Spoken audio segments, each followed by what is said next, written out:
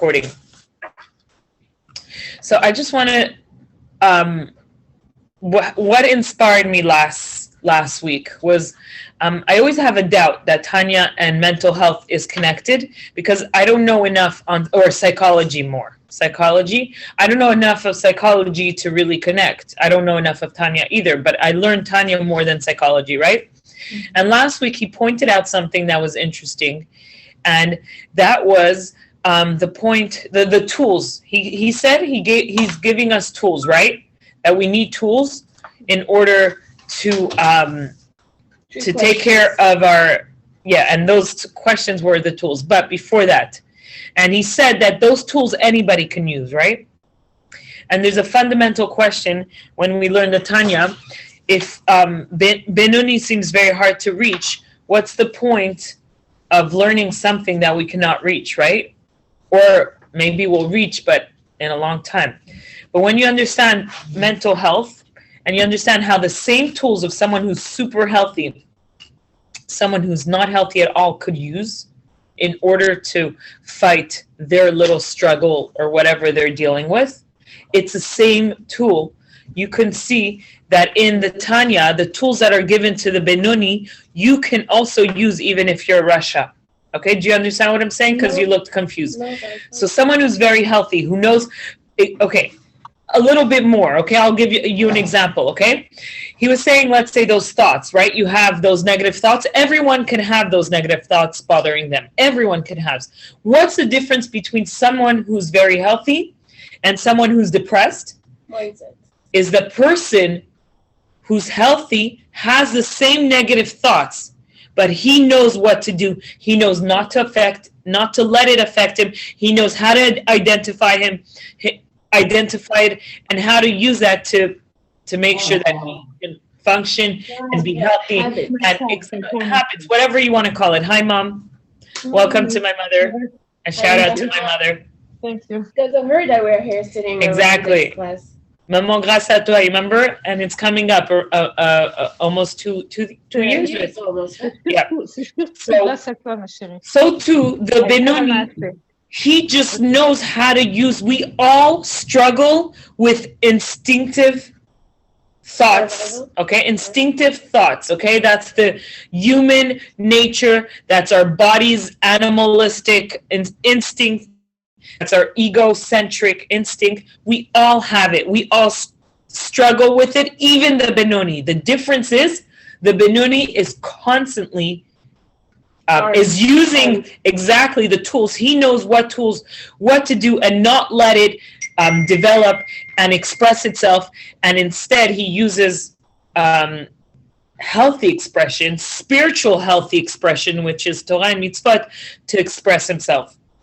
This you can relate 100% to someone who's healthy.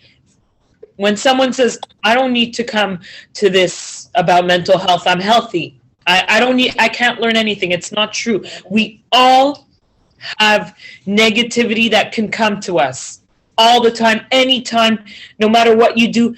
Those instinctive negative thoughts are constantly there.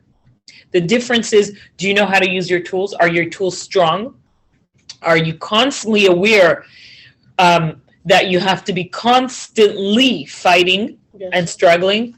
And that you constantly have to be conscious about what you think, what you say, and what you act. So for me, it's hand in hand. Mental health and the struggle of Benoni is hand in hand. One is more spiritual, one is more physical. But like we saw, in order to be able to serve God with joy, because God cannot reside in a place that is sad and negative, you have to be healthy, you have to be joyous, you have to be positive. So mental health, my saying of today that I shared was that when you neglect your mental health, it could weaken you physically and spiritually too. I could have added that too, because you cannot fight your Yetzer Hara. Okay? So the Tanya brought us to chapter 35. It brought us to understand where we stand in our spiritual health, that we are not, even if we have a lot of good things we do, we're still a rasha, because it's not about what good things we do, it's about our internal battle. That our goal, the Tanya explained that our goal in life is not to become a tzaddik. A tzaddik is actually something that's a gift and not everybody could reach. Sorry, we went through 35 already? No, we're starting 35, but I'm saying what? Spiritual health? It's going to be about something else. No, right now we learned about, I'm just trying to say what brought us to chapter 35 so we can understand it. It's okay. We understood that we can never change who we are, okay? Don't try to get rid of your animalistic instinct. Don't try to get rid of those thoughts. Don't try to fight it in a way that you want to remove it. Just try to master it and control it, okay? We also know that what are our tools to fighting and overcoming negativity? What are the 3 tools? Speech, thought, and action. Machshava, dibur, ma'aseh are the 3 tools that we have to master in order to become a benoni. Not only master, use to express only Torah and mitzvot. Okay? And another thing that the Tanya told us in the previous chapter is that through meditation, okay, when you use your mind and you think and you meditate and you understand the unity of the world and Hashem, this can bring you to control these instinctive thoughts. This can bring you to understand the importance of becoming a Benoni, the importance of mastering those 3 garments of the soul. Okay? And we understand also that what it means to become a Benoni is when he completely mastered his thought, speech, and action, and he I wanted to say something new that I didn't say before. What else? He has and it answers the question to how does a person see himself as a Rasha, but he shouldn't see himself. He shouldn't see himself as a Rasha because it can put him down. So he should feel. It says, "Heye bene kerasha." Wait, I want to say the right Ways. Yeah, exactly. It says, what does it say? What does it say? I know, she's listening.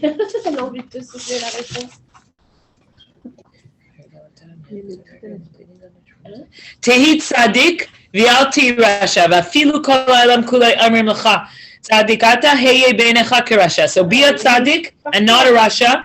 And even if the whole world tells you you're a tzaddik, no, in your eyes you should be like a rasha. So this explains the benoni that feels inside you're like a rasha.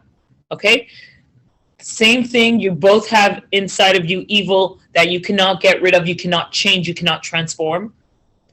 But you can aspire to be like a tzaddik, where you're fully connected, constantly connected to God, by mastering your thoughts, speech, and action.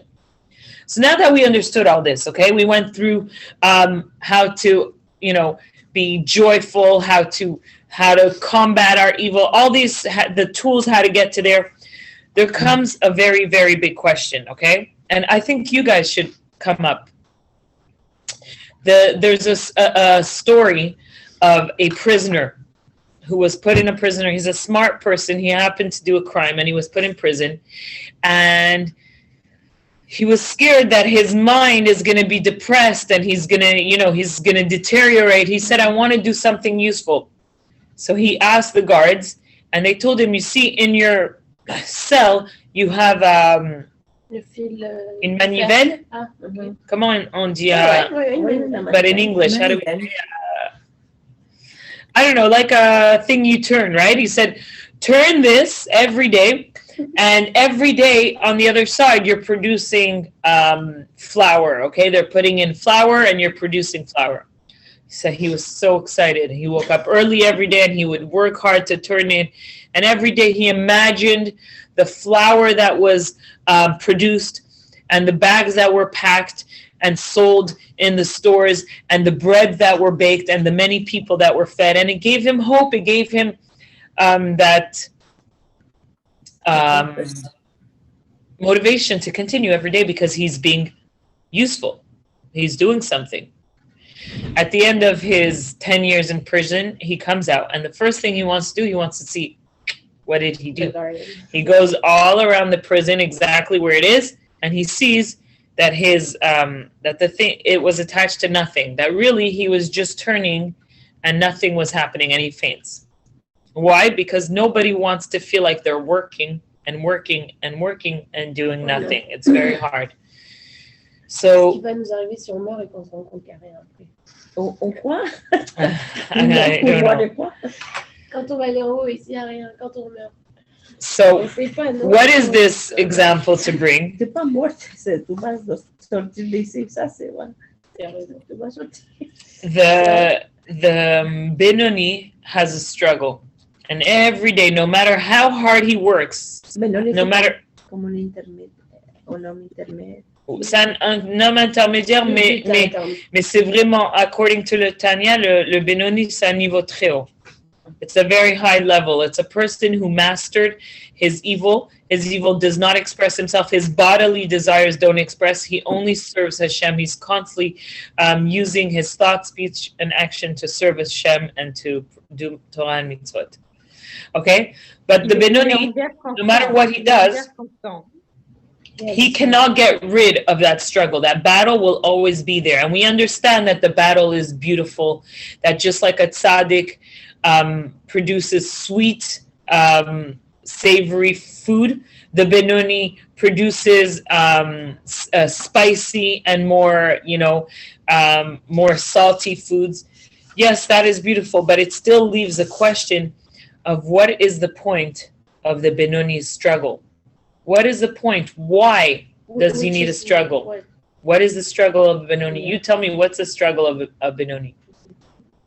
Is that no matter what, he will always feel the evil within him. He'll never be able to transform that evil. It's like the cat, the cat that there's a story of a cat, of scientists that trained cats to become servers. And they walked on 2 feet, and they would hold their platters and serve people. And they once brought I think the Rambam to see, look, we transformed the animal and we made him into, like a human being. Mm-hmm. And the Rambam had in his pocket a little mouse, and he took it out. And the minute they saw the mouse, they dropped everything and ran and attacked the mouse. The nature cannot be transformed. The nature cannot be transformed. And no matter how much a Benoni strives to become a tzaddik and remove and change his nature, no matter how much he tries to feel that ecstasy that a tzaddik lives, a tzaddik daily, on a daily basis, lives a different dimension than what we experience. They live with passion and fiery love to God because they see it. They understand it. They live with their body completely nullified to the point that they don't feel it, and they only feel godliness. Benoni, no matter how hard he tries, he will not feel this. No matter how much he works on his emotion, he will never be able to feel that ecstasy and experience that godliness. Est-ce qu'on peut devenir un Benoni? On peut tous devenir. Le Tanya, ça s'appelle le livre de la Benoni. Tout le point de la Tanya, c'est pour te dire que toi, tu peux arriver à Benoni. Everyone can become a Benoni.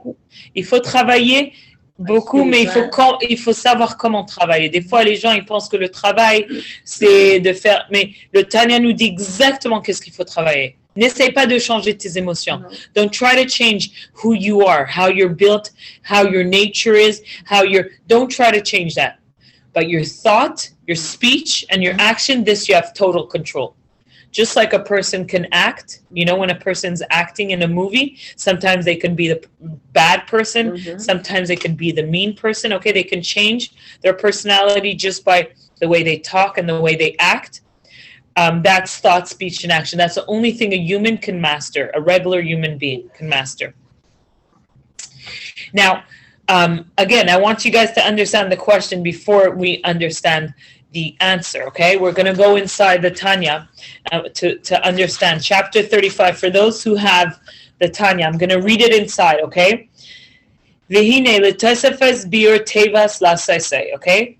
let us elucidate still further the term that you may do it. Again, there's a pasuk in Tanya, okay? Ki karov elecha hadavar me'od, b'ficha u'ilvavcha lasoto, right? That it's very close to you. To become a benoni is very close to you in b'ficha, in your mouth, in your heart, to do it now, okay? So now they're going to explain to us, what does it mean to do it now? What does it mean, okay? Let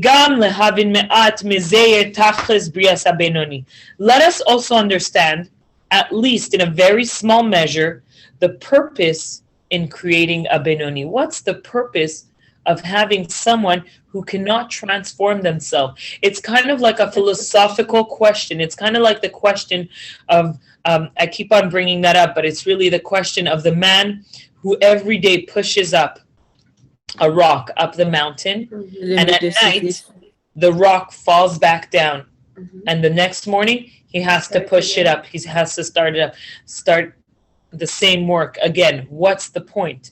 Every day he worked hard to push up that rock up the mountain, but then night came and the rock went back down because he stopped, right? And he has to redo the same thing every day. What is the point? What is the point of a benoni? So that's the question of 35? Yes, that is the question of 35. We can understand that tzaddik is someone who feels constantly, that would make sense to have a goal. We can understand that we want to become a tzaddik where we feel, where we experience God, where we feel God, where we're excited, where there's this fiery flame inside of us. That we could understand why a tzaddik is created. But a benoni, what's the point? He's anyways never going to feel connected to God. He could he can even not feel love. He could understand love. It's a different kind of love, but he will never feel that fiery love that a tzaddik experiences. Second, benoni, ça veut dire que jamais Non. Tout le temps. Non, le benoni peut jamais transformer non, pas sa bouche. À l'intérieur, ses désirs, comment on dit, égocentriques, sont évoqués. Ouais, je sais.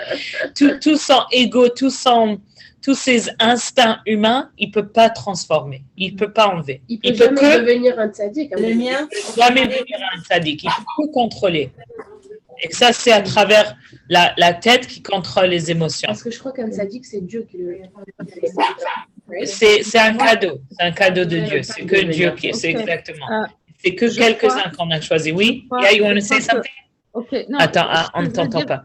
Un benoni, c'est un soldat qui combat constamment. So, un guerrier, exactement. Il combat quoi finalement? So what does he combat? Exactly. The question is if he's never going to win the war, right? He's never going to remove. Which one? The struggle of being a tzaddik? A benoni. He's is never. That the fight that she's talking about? No, she said a benoni is a soldat. He's constantly fighting, but he's never going to win. Every day he's going to wake up. Oui, mais en même temps, il tombe pas. Il tombe pas. Il tombe pas. Toute sa vie, il se bat. Until he dies, he's fighting his whole life. Okay. What is the point? C'est une forme de victoire parce qu'il tombe jamais. C'est sûr, c'est constamment se battre, mais jamais le Yetzirara, il a son pouvoir sur lui. So the question is, c'est des forces égaux. C'est des forces égaux, mais jamais le Yetzirara a une victoire sur lui. C'est beau. So yes, so there still is the question doesn't go away. Even if we understand the struggle of a benoni, and that's what we did. We went through all the chapters and we understood how a benoni, every time he fights, he brings more light. But what's the point of creating a benoni that constantly fights? Never win. Yes, the winning it's nice. It's a nice short answer to say, yeah, that it's beautiful that he's constantly fighting and winning every day and never falls. But what's the point? It's a philosophical, a deeper question. What's the point of creating a benoni who's always fighting? Never going to win. He's never going to remove that evil within him. Why create a human being who constantly has to fight with evil, who constantly has to live with something he doesn't want to live with? Mais ça, c'est une question très générale. Pourquoi Hachem a créé le mal? That's what the Tanya...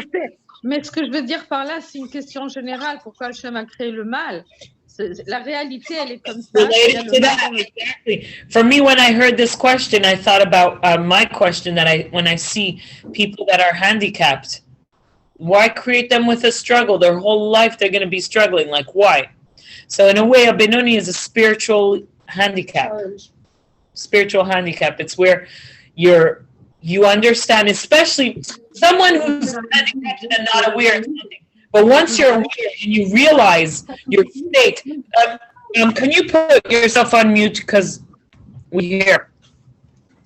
But once you're conscious of your situation and you're aware that you will never be something you're striving to be, you will never experience something you want to experience, you will have to constantly be aware and fight this evil within, even if you love God and you want to be connected, and even if they tell you how to understand and meditate about God, and they what is the purpose of this? Here is a good question. And this is the answer of what is the purpose of coming into this world. Why did God create this world that is so dark and that is so opposite to him? And we're going to look inside. So, let us also understand in a very small measure, again, we're going to try to understand with our capabilities, the purpose in creating the Benoni. And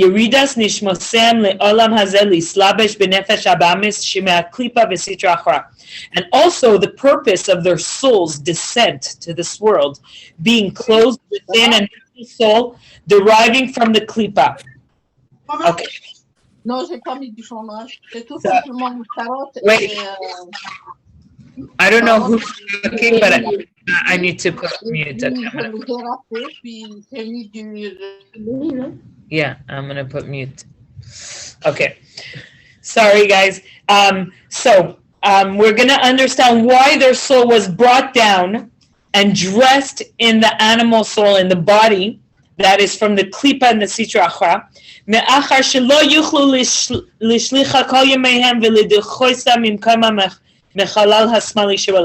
Since they will not be able to banish the animal soul throughout their lives, they're not even going to be able to dislodge it from its place in the left part of the heart.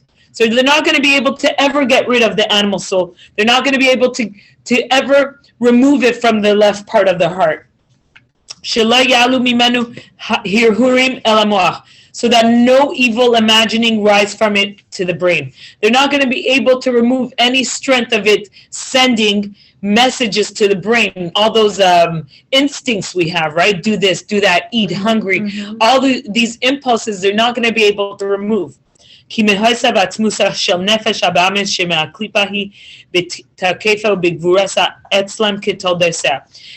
much as in the Benoni, the essence of the animal soul derived from the klipa remains in its full strength and potency as at birth. It says that there are three things that drives a person out of this world. Hakina, jealousy. Hataiva. Okay, so there are three things that drives a person out of this world. Hakina, jealousy. Hataiva, desires. The third word, I know it's covered, but and honor. Honor. Exactly. So there are three things that drive a person out of this world, okay? Negative things that can drive. It's hakina, jealousy, hataiva, desires, and hakavad is honor. Now, this actually represents, I heard from Rabbi Jacobson, this represents the Yetzer Hara, the evil impulses as it ages. It doesn't disappear, it just changes, it matures. So a kid, when he's going to be small, his evil impulses are going to be very jealous. I'm jealous of the other person, right? I want this, he has this. It's going to be more jealousy. Not that adults don't have jealousy. I'm just saying the point of this is that evil impulses never leave a person. They just change, they transform, they become more mature. As you become more intelligent, they become more mature. So as someone matures and becomes a little bit more intelligent, that's teenagers represent lust and desires, and they're going to want to, they're going to run after their desires. That's where their Yetzer Hara is changing a little bit. And as you become older, this is where you run after honor. Okay, not that you're not going to have any of those desires, but it's to tell us that our evil impulses grows with us. They just change. It's going to change. When you're a kid, you're going to have different impulses that as you age, they differentiate. So you're never going to get rid of your evil impulses. Jamais. On peut vaincre le mal, mais on peut jamais jamais enlever ça dedans. Non, il y a même un pendant qu'on reste dans la chair. D'avoir ces envies, to have those impulses, it's part of how we were created. We cannot remove it. We can control it. Par exemple, il y a une façon de faire. Si quelqu'un est jaloux, il a la jalousie et chacun en a plus ou moins. Alors, il peut prendre cette jalousie dans le bon sens, c'est-à-dire être jaloux pour quelqu'un qui a des belles midotes, qui a des belles qualités et vouloir devenir comme lui. So it's called channeling. We could channel our evil impulses. Prendre cette énergie dans le bon sens. So that's how we use our mind when we're conscious. Okay, conscious. That means some people live without being conscious. Okay, they're like sleeping. But when we're conscious, when we learn Tanya and we realize that we have control over all those impulses, we're conscious and we could say, okay, I feel jealous. Instead, let me channel it. So that's when we're using Machshava Dibur Maisa. We're controlling that with our mind instead of letting our emotion control us. Okay. So, so inasmuch as the Benoni, the essence of the animal soul derived from the Klipa, remains in its full strength and potency as at birth. You're born with it, you'll die with it, okay? It's as, sounds negative. Non, c'est la fatalisme, c'est la réalité. It's a reality. You know what? I was talking to someone this Shabbos, and they told me how Tanya is sometimes so harsh. It's a harsh reality, and I was like, I wanted to ask you guys, do you find it harsh when you hear Tanya? Quand même, des fois, oui. Comme la partie où tu nous disais, il devait se taper dessus et tout ça. Okay, so that part actually we should not do. That's no. No, but still, it's right. Or when it talks about sadness. So it's interesting because we went through the chapter of sadness to understand what sadness is, but I actually find Tanya as being something so. For me, at least, this is how I experience it, and I want to know why other people may experience it as harsh. I feel it. It's so not judgmental. Suddenly, I'm not harsh on myself. It's okay to have evil impulses. Don't try to remove that. Sometimes people fight the wrong things, And in a way, I feel like when I learn Tanya, it's less harsh on me because I'm okay. You're very mature because you have no problem to face your reality. Okay, so that's also different. So that's a different. Alors que Je crois que la réalité, on aime vivre Alice au pays des merveilles et ça nous ramène down. So the hard part is facing that we have that evil within. Okay, I see. No, it's prise de conscience. Exactement. Yeah. Exactement. C'est-à-dire que les gens, le réveil et la prise de conscience de là où on est un peu difficile. C'est pour ça qu'elle dit harsh, mais en vérité, c'est pour notre bien. It's the only way we can, I find, grow emotionally, grow in any way. Right. So that also, I was raised like that. Yeah. Mais c'est la seule façon de rester à côté de l'Éternel, de Hachem, tout le temps. So I think it's the only way to grow as a human being is by facing your ugliness sometimes, Des fois, on fait des fasting. Not always. Not always. Only the parts that I know. Only the. Non, parce que je sais pas si ça vient de ton éducation, si c'est ta personnalité. Je sais pas te voiler la face. Tu vois ce que je veux dire? And you're facing your truth, and it's a very nice quality. Thank you. It's not always easy, but I do feel like I wasn't always like that, and the day I learned to become like that is the day I was able to advance in my life, and I was like, Okay, so let's continue. Except that its garments, okay, the garments of the Benoni do not close themselves in their body as mentioned above. So the garments of the evil, not the evil, sorry, the Nefesh Abamid, the evil soul or the the animal soul, does not express himself or herself in the Benoni. It has no expression. It just has the little, boom, boom reminder instincts, but it does not express it. He will never express his thought, or she will never express her thought on that thought or speech or action, okay? Kind of a victory. It is a victory. For me, I see it as someone who's 100% healthy, never gives into stress. Papa, Zichrono Livracha, il m'a dit que l'Agmara, il y a une autre définition. Elle dit le Benoni, c'est un tzaddik selon l'Agmara. Mais selon Pnimiyut, comme la Chassidout, le Benoni, c'est pas un tzaddik. Mais selon l'Agmara, quelque part, il a quelque chose parce qu'il tombe jamais. Yeah. C'est beau.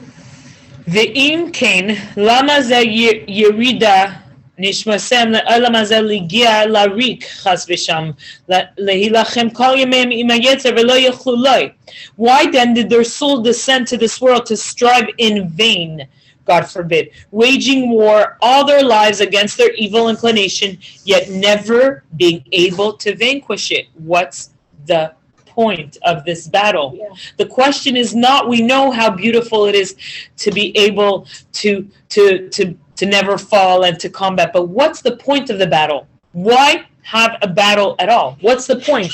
The Tanya, it's an existential question, like my mother said. It's why the battle? Why create the battle if it's not going to bring us the evil? If it's not going to bring us to anything, why should he have or she have this battle if it's not going to bring them to anything?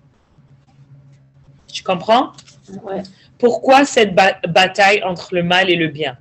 Si ça, il va jamais gagner ou elle va jamais gagner. Il ne va gagner, mais tu le transformes. On peut pas transformer. Mais c'est ça que ce qu'on a dit. On peut pas transformer. Il va jamais changer. Le même mal qui est à l'intérieur quand il est né, ça va être le même mal quand il meurt. Alors pourquoi avoir cette bataille toute sa vie? Mais c'est un mérite pour pouvoir. Pas tout le monde le voit comme un mérite. C'est une question. C'est comment tu viens le mal dans ta tête contre quelqu'un et à moi, je le transforme. Quand je dis, oh, cette personne, je dis non. Je l'aime quand même parce que c'est. There is an answer. Oui, parce qu'il faut l'aimer parce que c'est un petit peu de l'état. Alors, viens, on voit ce que le Tanya il dit, ok? V'tihi zayis nechmasam lenechamam sorry, I cannot read that word. Bechaflim lesoshia v'lismach libam b'Hashem Hashechem itam b'serach taras v'avadasam. Okay, so the answer is actually something that brings comfort to the Benoni. Let this be the solace, the comfort, to comfort them in a double measure of aid and to gladden their heart in God who dwells amongst them in their Torah and divine service. Okay, so this is going to explain the whole purpose of why God created the world, of why God created bad, if you want, of why God created that struggle that we all struggle with and that goal that we should get to. Vihu behektim lashan hinuka. Al pasuk hachacham eina b'reishay. Okay, so I just discovered in Zohar. He actually brings the Zohar here. They quote a person called Hinuka. Okay, Hinuka means the child. It's a child. I don't know who it talks about, but it's a child that's quoted in the Zohar. And there's a story. There's this saying that it says the wise man's eyes are in his head. Okay. So the Yinuka, this person asked, so where else are all the other man's eyes? If the wise man has his eyes in his head, where's everybody else's eyes? Okay? So the answer is that a wise man is someone who is a Benoni, someone who's someone holy, whose spiritual eye is in his head. That means he's able to see things more clearly and not in a dark and closed, like in a conscious way and not in a sleeping way. Okay? So what is this? I'm going to give you an example. This is a little bit complicated. The answer is it's simple but complicated. So what's the answer? What's the reason of this battle? And we're going to start because even me, I need a few classes to actually understand this. I'm going to start to explain you what I understood, and then next week we're going to delve more into it. So there's an oil lamp, right? How does an oil lamp work? It has the wick, it has the oil, and then it has the flame, right? If you have the lamp without oil, what's going to happen if you light the wick? No, it could light, but what happens? Ça s'allume burns right away. It burns right away. Comment on dit wick? La mèche. La mèche. Elle brûle. So what does the oil do? Ça consume. The oil takes time. It lets the light stay longer. Elle nourrit. It nourishes. It I don't know. It keeps. Yeah, I guess it nourishes. Yeah, I guess that's what it is. It nourishes that flame to keep lighting. And it's interesting that we're learning this, and Hanukkah is coming because it's very related. And this is really the whole. Anyways, the oil. No, let's start with the wick. The wick represents our goof, our body. Maybe the klipa, okay? Animal soul. The animal soul, exactly. That's the wick. The flame, what's the flame? The connection between us and God. Beautiful. Not the neshama, okay? He clearly said, the person who I was learning it said, it's not the neshama, but the shechina. That divine spiritual light that wants to come and live in this world. That's the flame. What's going to keep it from not burning up the wick and disappearing? The oil. The oil. What does the oil represent? Torah and mitzvot. Torah and mitzvot. Easy peasy. Easy peasy, but not that easy peasy. The light. Not that easy peasy, because this will answer also the reason why did the Tanya teach us about the tzaddik? Why do we need to know about the tzaddik if we're anyways never going to reach? So. Because the tzaddik could also want to only have the fire and the wick and not the oil, right? Because he anyways has this total feeling of ecstasy that he doesn't need Torah and mitzvot. He's anyways feeling it. Why does he need to do Torah and mitzvot? There's a story, and I'm going to retell it next week because I'm going to miss a few details. There's a story of this person who was a holy person who went into a state of ecstasy. You know what? We don't know what ecstasy is, but he was so ecstatic that he was like fainted, and one of the rabbis saw him and they said, put him in a bed. He has to come back. You know, it took him 2 days to come back. And when he woke up, he said, oh, I'm such a sinner.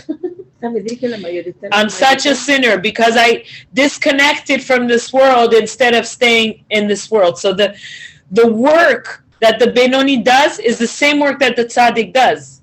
It's the same. The oil is very important to keep the Shekhinah inside this world. We need oil. The Torah and the mitzvah that the Benoni does keeps the Shekhinah from coming in this world. Every time you do a mitzvah, you're keeping that flame within your body, within the world, within your space, okay? You're bringing down the Shekhinah inside this world. The tzaddik, every time he does a mitzvah, even if he doesn't need to do a mitzvah because he's on such a high level, he could come to that. But the mitzvah that can seem very disconnected and something that we don't understand, okay? We can't understand a mitzvah when you think about putting on tefillin, or for women, when you think about eating some certain food and not certain food, or keeping certain, how is that keeping me connected to God?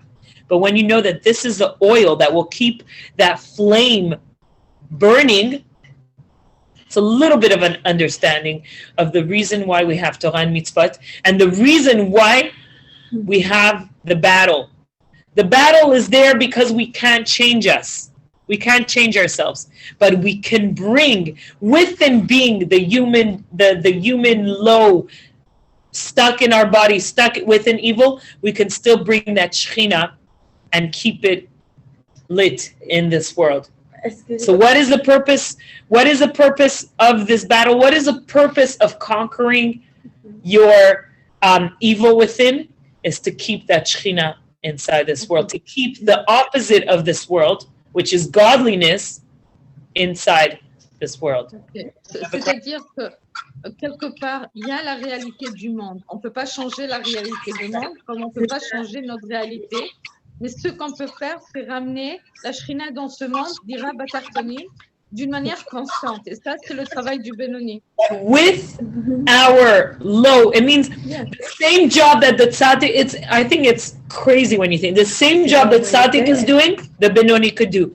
Within our limitation, within our spiritual handicap, we can bring the Shekhinah and keep it in this world. Every time we do a mitzvah, we're adding some oil to that Shekhinah for it to stay within the world. Ça veut dire que la humanité, tout le monde est presque Benoni.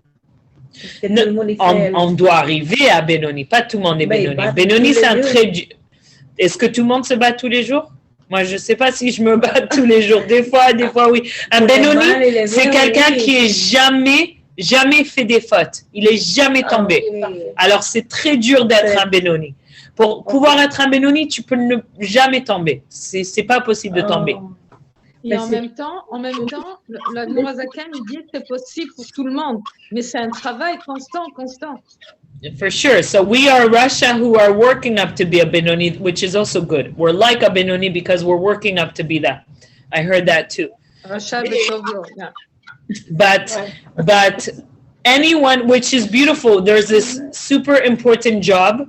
We can't change. We are who we are, no matter what. We can't change who we are. But by doing Torah and mitzvot, we're bringing that oil to that flame that wants to be part of our animal soul. It wants to be it didn't ask to be in the sky. It said it wants to be in this low world. Hashem wants to be in this world that's very not godly, okay, in a nice way. Very not, that's evil, that it's hidden.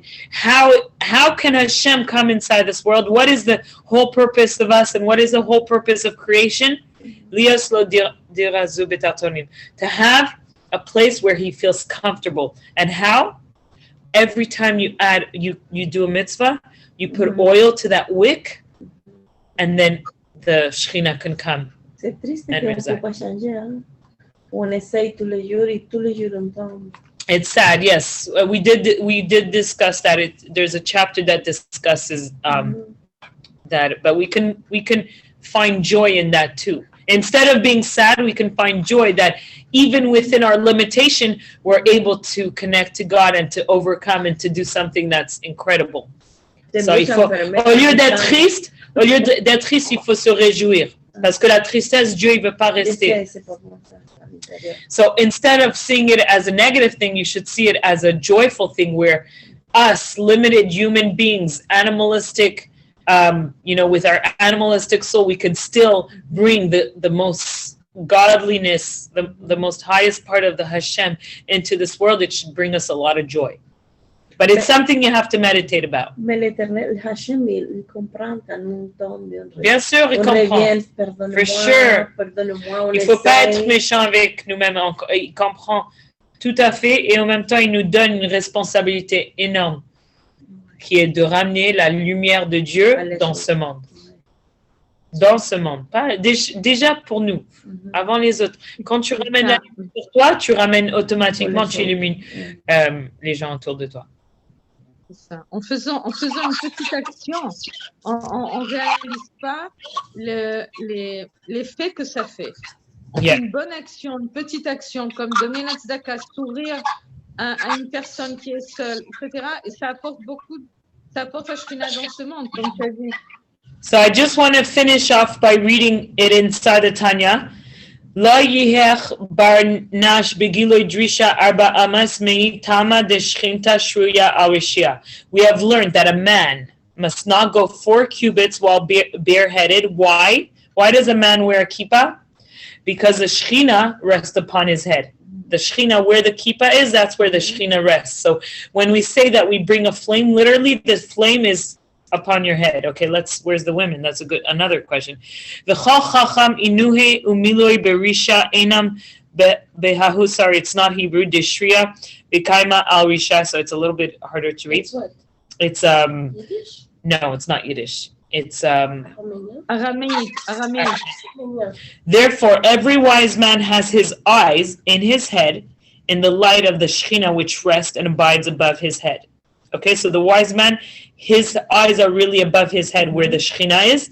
Everybody else has it where, V'chad inuit temam lemida dehahu nehara da'adlik arishach etztrich lemishcha. Now, when his eyes are there, he must know that this light kindled above his head requires oil. Okay, so he has this light. We all have this light. Okay, we don't see it, but we all have this light, and it needs oil in order.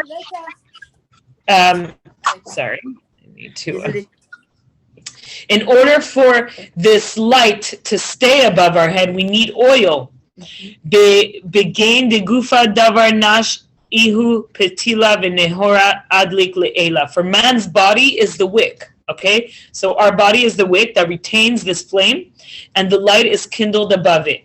Okay, again, the light above it is not the neshama. Don't confuse that. The light above it is the Shekhinah that comes to reside with it, that wants to come and to reside. V'shloima malkat soyach ve'amar v'shemen al reshach al yachzer.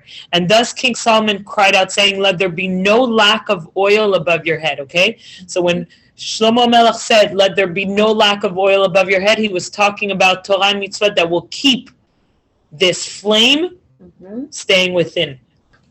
Deha nehara devereshay atzrich lemishcha ve'enun uvdan tiv'an. For the light over his head requires oil, meaning good deeds. Ve'alda hachacham eina beresha. And for this reason, the wise man's eyes are in his head. At kan leshana. The quotation ends here. So, the meaning of this analogy, comparing the light of the Shekhinah to the light of a candle, is clear to every intelligent person, as the Alter Rebbe will conclude shortly after a closer examination of its detail, just as it is true of the candle's flame. Okay, so that it does not shed light, nor is retained by the wick without oil. Okay, so I think it's very clear. The example we understood that our body are the wicks. There's a light, we don't see it, but there's a Shekhinah that wants to reside. That light, again, in sadness, it cannot reside. And if it's lacking oil, it can't shine brightly. And the more, the different qualities of oils can make the flame a little bit more clear. So yes, the quality of your mitzvah. If you do your mitzvah with passion and with love and with excitement, with motivation, the quality of the oil is going to be more special and more not special, more a finer quality, which will lead to a finer light. And so this answer starts answering the question of why a Benoni battles. Why is there that constant battle? That battle is to give us the possibility that even within our limitation, even within our klipa, within our being, constantly struggling and fighting, we can bring the Shekhinah down to this world by doing Torah and mitzvot. Any questions?